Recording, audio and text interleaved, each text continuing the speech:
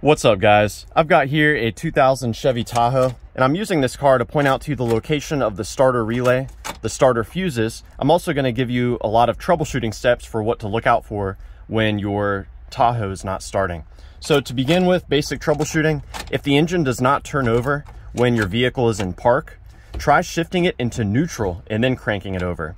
There's a safety mechanism on these trucks that will not allow you to start the car unless you are in park or neutral. And sometimes the switch that detects what gear you're in can wear out. So moving beyond that, let's go under the hood. This is where we can find the starter relay, as well as two important fuses for the operation of the starter.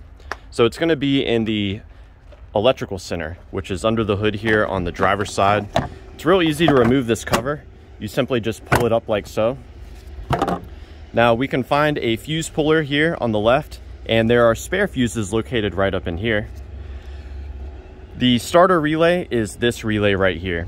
And my favorite way to troubleshoot this relay is to have an assistant inside the car trying to crank the engine over. And while they're doing that, I'll come here and I'll actually tap on that relay. Sometimes relays can get stuck, and by tapping or even wiggling the relay around, you can sometimes get them to start working again. Further troubleshooting beyond that, what you can do is you can actually remove this relay. You have to wiggle it from side to side while you pull it up and out.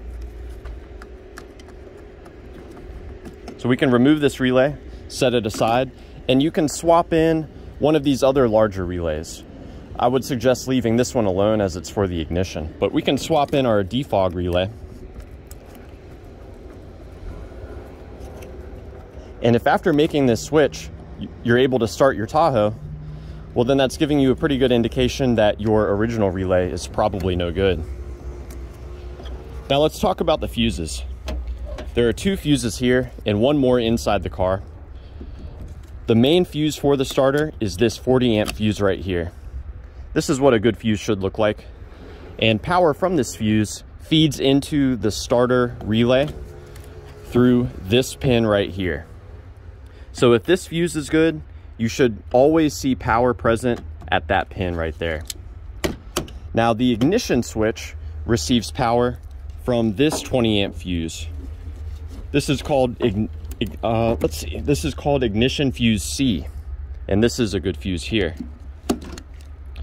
Power from this fuse goes to the ignition, and when you turn the ignition to the start position, that power comes back to the relay through this pin right here.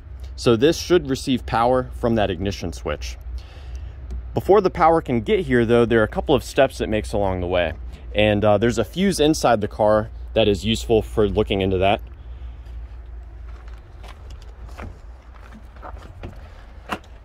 So what we're looking for in here is called the crank fuse. And what's cool about this is we can actually use this fuse to test our ignition switch. So the crank fuse is the 10 amp fuse located right here up in this corner. And if you look carefully at that fuse, there's exposed metal present there.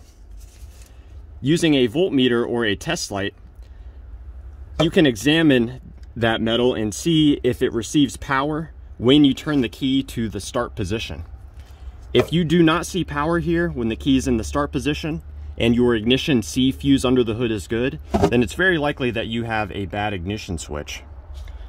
Now, when power does get sent here from the ignition switch, before it can go to the relay, it has to make its way through that neutral safety switch that I mentioned earlier.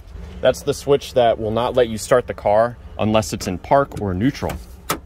So if you do see power present at that fuse, but it doesn't come out at that pin that I marked under the hood at that relay, then you could have a bad neutral safety switch. There are two other pins here that I want to cover. The one that I've color-coded green, this should receive a constant ground. So there should always be a ground present here. And the final pin, this white pin here, that actually goes directly to the starter. So you yourself can directly drive the starter by providing battery power into this pin.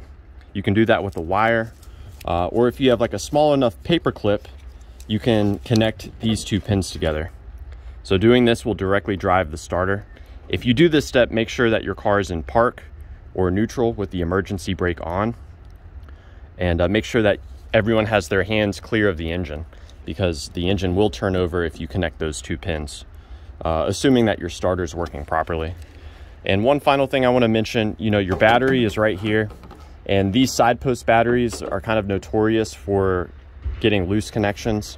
You may want to check and make sure that everything is tight, clean, free of corrosion.